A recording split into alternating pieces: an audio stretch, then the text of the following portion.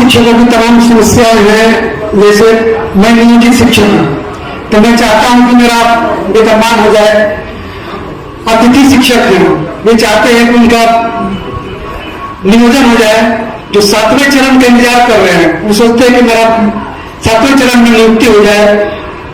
जो वित्त रहित है, चाहते हैं कि मेरा वेतनमान हो जाए। इतनी सारी समस्याएं हैं सर, बहुत बड़ी चुनौती है।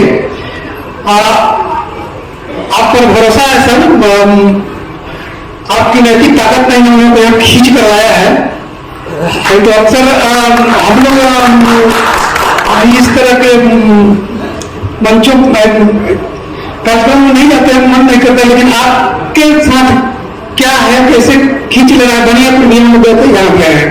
तो मैं थोड़ा सा ये जानना चाहता हूँ कि इतनी बड़ी चुनौतियां आपने ली है, सीधा चैलेंज कर रहे हैं कि बहुत सारी समस्याओं को मैं लोकसभा के पहले ही सॉर्ट आउट कर सकता हूं। तो थोड़ा सा इस मानचित्र को हम लोग समझना चाहते हैं सर कि मानचित्र क्या है। आपने अच्छा सवाल उठाया है। मानचित्र, पहले आप ये समझिए कि किन दो वजहों से आपका काम नहीं हो पा रहा है। पहली बात तो मैंने आपको बताई, राजनीतिक तौर पर चूंकि आप टुकड़ों में बटे हुए हैं, तो कोई एक सामूहिक प्रयास अभी तक हुआ ही नहीं है। दल और नेता भी जानता है कि शिक्षक हल्ला मचाएगा, लेकिन ये कभी एक साथ नहीं आ सकता है। एक साथ 4 लाख शिक्षक आ जाएं और सरकार, कोई भी लोकतांत्रिक सरकार उसकी बात न सुने, ये संभव ही नहीं है। दूसरी बात बताया आपने कि मान लीजिए कि सरकार अगर आ भी जाए, सरकार सुन मिले, तो आपके पास मानचित्र क्या है? मेरे पास मानचित्र ये है कि शिक्षकों की लड़ाई के बजाय शिक्षा की लड़ाई की जाए। अगर आप अभी जो आपने बताया, जो नियोजित शिक्षक है वो नियमित होना चाहता है, जो अनुदानित शिक्षक है वो वेतनमान चाहता है, जो गेस्ट लेक्चरर है, गेस्ट शिक्षक है, वो नियमित होना चाहता है।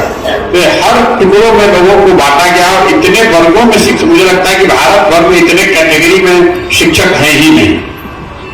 और हर आदमी अपनी केबिन को बचाने में लगा हुआ है।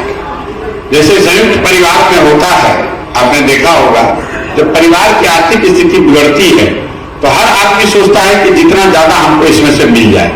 इसी चक्कर में आपस में एक दूसरे से सब लड़ रहे हैं। वित्त रहित शिक्षकों को ऐसा लग रहा है कि हमारी स्थिति सबसे खराब है, जो नियोजित है वो फिर भी पैसा पा रहे हैं। जो अतिथि शिक्षक है उसको लग रहा है कि हमारी स्थिति तो दोनों से ज्यादा खराब है, हमको तो जब मन होता है लोग यूज करता है, जब मन होता है यूज नहीं करता है। ऐसा इसलिए हो रहा है कि बिहार में पूरी शिक्षा व्यवस्था ही ध्वस्त हो गई है। आप सिर्फ वेतनमान नहीं खोए हैं, आपने अपनी प्रतिष्ठा, अपनी इज्जत भी खोई है। समाज आज, ये आपके लिए सबसे बड़ा दुर्भाग्य का कारण यह है कि वेतनमान के साथ साथ समाज में आज लोग शिक्षकों को गाली भी दे रहे हैं। वो जमाना चला गया जब गुरुजी लोग शिक्षकों को लोग आदर से देखते थे। आप जब रोड पर चलिएगा तो सामान्यतः गांव में लोग ऐसा ही समझते हैं कि पूरे बिहार में शिक्षा की व्यवस्था इसलिए खराब हो गई है क्योंकि सारे गुरुजी लोग चोर हैं, सारा फर्जी डिग्री लेकर आया है, ये लोग को मोटा सैलरी मिल रहा है और ये लोग पढ़ाई नहीं कर रहे हैं। ये बात आप लोग भी सुनते होंगे। जब तक शिक्षा व्यवस्था को नहीं सुधारा जाएगा तब तक उसमें शिक्षकों की स्थिति नहीं सुधर सकती। जहाज डूबेगा तो आप भी डूबिएगा। तो बिहार में शिक्षा व्यवस्था को लेकर अगर आप आंदोलन खड़ा करेंगे तो उसमें सिर्फ शिक्षक ही नहीं, पूरा समाज भी आपके पीछे खड़ा होगा। तब सरकार को उसकी चिंता करनी पड़ेगी कि नहीं भैया, मुझे इनकी स्थिति को सुधारना है। जैसे बिहार में शिक्षकों की जो पूरी अभी नियुक्ति होनी चाहिए, बिहार में 9,26,000 शिक्षकों की नियुक्ति होनी चाहिए। अगर आप नेशनल एवरेज को देखें, टीचर स्टूडेंट रेशियो के हिसाब से चलिए और एडजस्टेड फॉर सब्जेक्ट्स, क्योंकि किसी विद्यालय में खाली 60 विद्यार्थी है और 3 को शिक्षक लगा देने से तो नहीं होगा, उसमें उन सब विषयों के भी शिक्षक होने चाहिए। तो एक अनुमान के अनुसार बिहार में 9,26,000 शिक्षक होने चाहिए। अगर सरकार ये मान ले कि भाई हर जगह जहां विद्यालय हैं वहां पर सभी विषयों के शिक्षक होंगे तो उससे नियोजित शिक्षकों का मामला सुधर जाएगा, उससे अतिथि शिक्षकों को लाया जा सकता है, उससे वित्त रहित शिक्षण संस्थाओं को उनको व्यवस्थित करना पड़ेगा। जो टीईटी पास करके लोग बैठे हुए हैं उनको साथ में लेना पड़ेगा। जब तक आप जड़ को नहीं पकड़िएगा तो हर मालिक को सुधारना चाहता है, नियमित वाला चाहता है कि मेरा सैलरी बढ़ जाए, बाकी लोग मरे तो मरे। ऐसा करने से नहीं होगा। जब तक हम लोग शिक्षा व्यवस्था पर एक व्यापक जन आंदोलन न खड़ा करें, समाज इसके लिए दबाव न बनाए सरकार पर कि नहीं आप 40-50 हजार करोड़ रुपया अगर जो खर्च कर रहे हैं, अगर जरूरत है तो ज्यादा भी खर्च कीजिए, लेकिन बिहार की स्थिति को अगर सुधारना है तो आपको शिक्षा को प्रमुखता देनी पड़ेगी। जब आप शिक्षा को प्रमुखता देंगे तो शिक्षकों की प्रमुखता अपने आप हो जाएगी, चाहे आप जिस कैटेगरी में भी हैं। जैसे देखिए सरकार ने नियमित और नियोजितों को कैसे ठिकाने लगाया। 2015 में मैं जब आया था तो यहाँ करीब 1 लाख से ज्यादा नियमित शिक्षक थे। आज मुझे लग रहा है कि 15,000 से कम नियमित शिक्षक रह गए। आज तो गए सुप्रीम कोर्ट में लड़ाई लड़ने, समान काम समान वेतन का, वहां आपको सफलता नहीं मिली। लेकिन ये संभव है कि आज नहीं तो कल को ये बात उठा सकता था कि समान काम समान वेतन लागू किया जाए।